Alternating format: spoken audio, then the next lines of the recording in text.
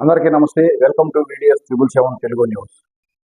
ఆశ్చర్యం, అద్భుతం, మహా అద్భుతం.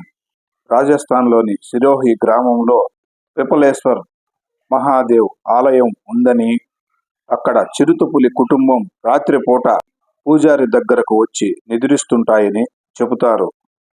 ఈ విషయం తెలుసుకున్న ప్రభుత్వ వన్యప్రాణి విభాగం వారు అక్కడ సీసీ కెమెరాలను ఏర్పాటు చేసి వాస్తవాన్ని చిత్రీకరించారు.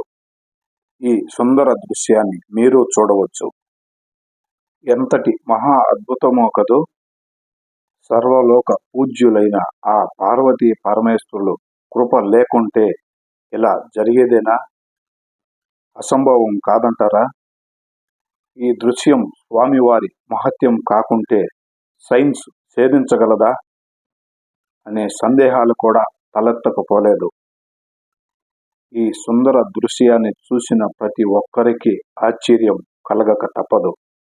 ఎందుకంటే క్రూర మృగాలైన చిరుత పులులు ఒక మానవ మాతృని దగ్గరకు వచ్చి నిద్రించడం అనేది ఎంత అద్భుతమో. స్వామివారి కృప లేనిదే ఇలా జరుగుతుందా? ఖచ్చితంగా జరగదనే తెలుస్తోంది. మీరేమంటారు మిత్రులారా?